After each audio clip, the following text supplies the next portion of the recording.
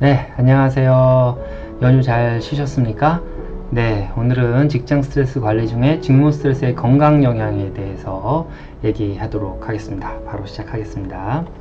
자, 오늘은 직무 스트레스의 건강 영향 중에 질환별 분류와 심리사회적 분류 두 가지 얘기를 할 거고요. 그리고 소결로서 WHO의 건강의 정의와 스트레스에 대한 얘기를 하면서 어떻게 직무 스트레스의 건강을 이해할 것이냐 라는 부분이 있습니다. 이제 건강이라고 하면 여러 가지가 분류가 있는데요. 직무 스트레스의 건강 영향은 약간의 확장적 개념이 있을 수 있어서 마지막을 넣었습니다. 네, 질환별 건강 영향 논의를 좀 해보도록 합니다. 여기서 확증적이라는 거는 연구도 많고 사회적으로 좀 납득되고 있는 부분이고요. 미확정은 연구가 있고 그럴 것도 같은데 아직 논문도 좀 적고 사회적으로 받아들이지 않는 부분입니다. 첫 번째 이제 뇌심혈관 질환인데요.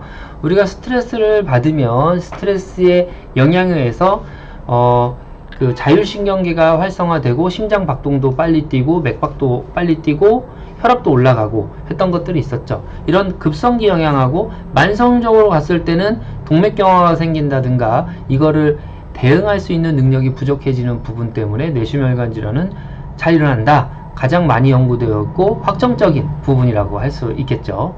네, 근골계 질환 같은 경우도 연구가 의외로 많이 돼 있어요. 그래서 정신심리적인데 어떻게 근육이 아프고 뼈가 다칠까? 손상적인 부분하고 같이 맞물려서 연구가 많이 돼 있고 이 부분도 확증적이라고 볼 수 있습니다.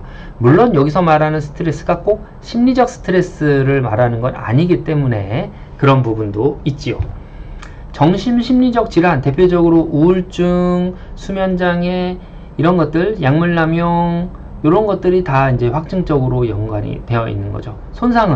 손상도 연구가 굉장히 많이 되어 있고요. 많은 과학적 증거들이 쌓여 있습니다. 네, 언뜻 보기엔 좀 관련 없어 보이죠? 정신과 손상이라. 네, 이것도 확증적인 거고요. 이제 미확적인 거는 자살, 암, 궤양, 면역 저하인데요. 자살? 네, 이제 저는 굉장히 확정적이라고 생각을 하고 있는 부분인데 여튼 아직은 연구가 좀 부족한 부분. 하지만 이걸 어떻게 생각할 수 있느냐에 따라 확정이 될 수 있고 미확정이 될 수 있는 부분입니다. 암, 궤양, 면역 저하는 조금 다른 부분인데 이것도 어떤 부분에서 확정적이고 어떤 부분에서 미확정적이에요. 오늘 요거 얘기를 좀 해보도록 하겠습니다.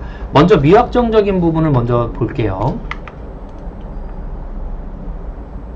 또 있네요. 심리사회적 분류로 나눠봤을 때는 인식, 행동, 감정, 육체적 장애가 있고요. 이때 우리가 이제 전반적인 걸 다룰 거긴 하지만 의학적인 부분에서는 육체적 장애가 가장 관심이 있겠죠.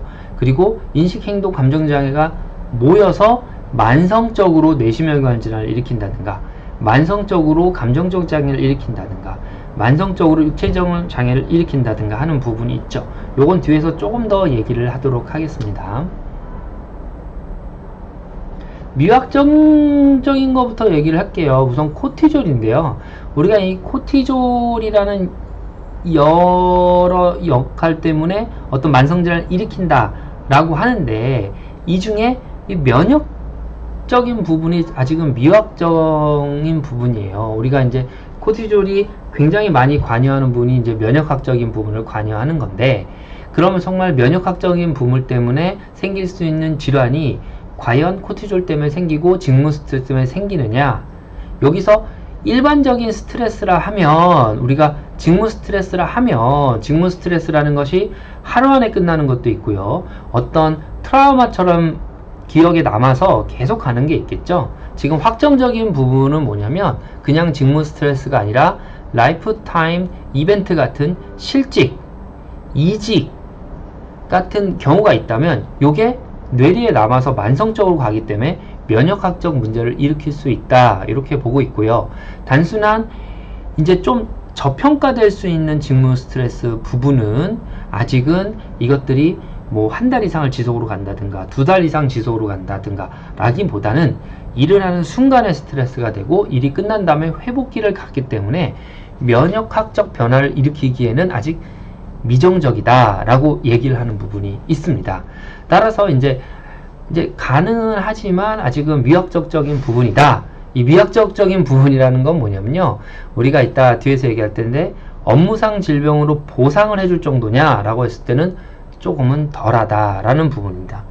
근데 일례로 이제 최근에 제가 이제 업무상 질병 판정위원회 이제 위원으로 활동을 하고 있는데요. 거기서 이제 대상포진에 의해서 대상포진이 직무 스트레스로 일어날 수 있느냐. 대상포진이라는 건 항상 이 균이죠, 균. 대상포진이라는 이제 균이 있는데, 일으키는 균이 있는데, 이 균이 몸속에 있다가 면역력이 저하됐을 때 이게 발현이 됩니다. 그래서 수포로 나타내는 거죠. 그럼 이게 감염 자체는 업무랑 관련이 없지만, 이게 대부분의 사람들이 갖고 있다가 면역이 저하됐을 때 대상포진이 생기니 직무 스트레스라고 관련이 있을 수 있냐라고 물으면 대답하기가 참 애매해요. 근데 어떤 직무 스트레스냐라고 물었을 때 이게 실직, 이직같이 계속 지속적으로 영향을 주는 스트레스다라고 하면 업무 관련성이 좀 있는 것으로 판단을 하고 있고요. 그렇지 않은 단순한 어떤 일이 많다, 그리고 재량권이 적다, 근데 이것이 한두 달 안에 회복될 수 있는 부분이다, 또는 일이 끝나면 회복됐다가 일이 되면 올라가는 부분이다 라고 한다면 요거는 일반적인 상황에서 인정이 되지 않는, 이런 식으로 봤을 때 이 면역이라는 부분이 확정적인 부분과 미확적인 부분이 있다, 이렇게 얘기를 하고 있습니다.